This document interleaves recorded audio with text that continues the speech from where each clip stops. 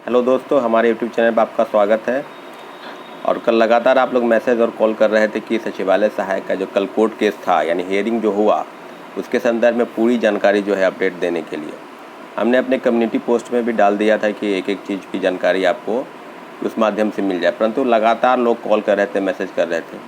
तो साथियों, कल लगभग शाम तक जो है हम लोग कोर्ट में ही थे, काफ़ी मीडिया को ब्रीफ कर रहे थे और उसके बाद थक गए थे, इसलिए हम नहीं वीडियो डाल सके। लेकिन अभी जो आपको बात बताएंगे बिल्कुल स्पष्ट है कि सचिवालय सहायक की परीक्षा के संदर्भ में जो भी कोर्ट में हुआ और जो हमारे लॉयर द्वारा कहा गया, क्योंकि हम लोग तो वहाँ मौजूद नहीं थे, हमारे लगभग 10-12 साथी वहाँ गए थे और वही लोग, जबकि जो शुरू से ही इस केस में इंटरेस्टेड हैं, पिटिशनर हैं, वही सब साथी लोग गए थे।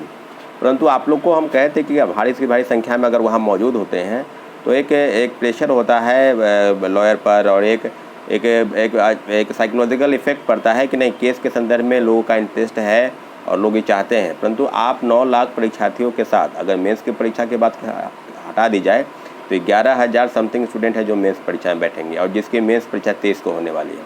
19 तारीख के दिन कल जो हियरिंग हुआ उसके संदर्भ में आपको हम बता दें कि कल 2 मामले थे साथियों। आपको पता है कि एक 14 फरवरी के दिन एक हियरिंग हुआ, यानी 14 फरवरी के दिन फाइल किया गया था अश्वनी कुमार सिन्हा के नाम से और उस फाइलिंग का अभी तक कोई डेट नहीं मिला था और उसका पहली जो सुनवाई है वो ये तीसरी उसकी सुनवाई थी। और हम लोग के मामले में यानी उनका केस नंबर जो है CWJC 2376/2023 और हम लोग का केस है 5802 यानी 5802 केस नंबर हम लोगों का है। तो साथियों, आपको अब जो चीज़ें हैं कि आखिर दोनों मामले को, तो दोनों मामले में पहले उनके लॉयर कोई अलग थे सोनी जी के, अब उनके लॉयर रितिका रानी हो गई है और हमारे लॉयर भी है रितिका रानी जी। तो दोनों जो केस है वो मर्ज कर गया है।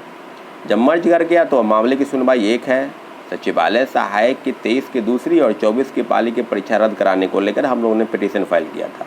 अब कुछ लोगों का कहना है कि 23 वाला जो है पहले जो रद्द हो गया उसका जो दोबारा एग्ज़ाम हुआ उसमें रिज़ल्ट कम है तो ऑल शिफ्ट कैंसिल होना चाहिए। अरे भाई, कैंसिल होना चाहिए क्या होगा, ये हम लोग पूरा पुख्ता सबूत के साथ कोर्ट में दिए हुए हैं। लेकिन जब पेपर हुआ ही नहीं था, आप लोग लगातार ये कह रहे थे कि एग्ज़ाम हो जाएगा तो दोबारा रिज़ल्ट आ जाएगा। तो 2600 रिज़ल्ट मात्र पहली पाली की जो रद्द हुई परीक्षा उसमें है और 9,000 से ज़्यादा रिज़ल्ट इसमें है, दोनों शिफ्ट मिलाकर।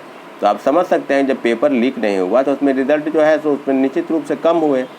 तो अभी जो बातें हुई है कल 2 मामले में जो जानकारी आपको दें हम कि सचिवालय सहायक की परीक्षा में कल जो हम लोग की तरफ से और उनके तरफ से जो PK शाही हैं, जो महाधिवक्ता हैं अभी बिहार सरकार के द्वारा, वो आए थे और अभी 2 हफ्ते का यानी हम लोग के मामले में 5802/2023 के मामले में जो कहा गया था कि आप 2 सप्ताह में जवाब दीजिए कि ये जो पेपर लीक हुआ इसमें 1 शिफ्ट की परीक्षा रद्द की गई या 2 शिफ्ट की परीक्षा रद्द नहीं की गई, हलफनामा अभी तक वो दायर नहीं की है।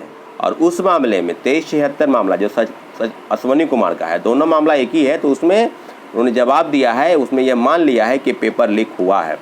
और हम लोग का भी 24 तारीख के दिन है, फिर उसका भी 24 को, तो हम लोग में भी वही आएगा कि पेपर लीक हुआ है।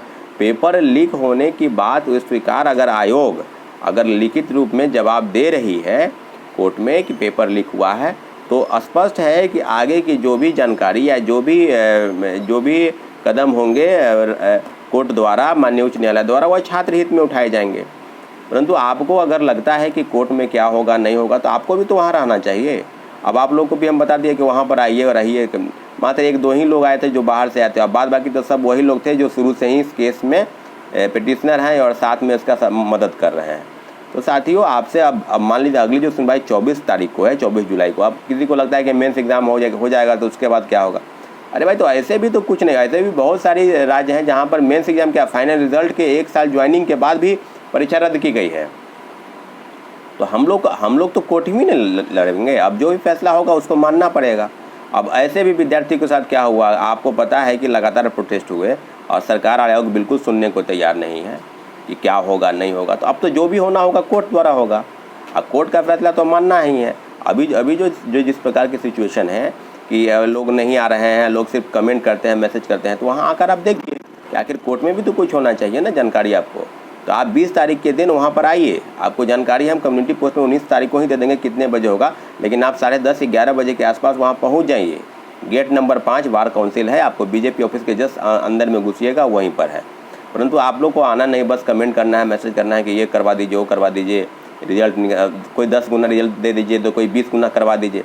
कोर्ट द्वारा हम लोगों ने जो रिट फाइल किया है वो है कि 23 की दूसरी और 24 की पाली की परीक्षा रद्द करने को लेकर, दोबारा परीक्षा कराने को लेकर, इस मामले की जानकारी आपको होनी चाहिए। परंतु अभी जो चीज़ें हैं उस पर एक एक बात आपको हम स्पष्ट कर दें कि सरकार और आयोग गंभीर नहीं है।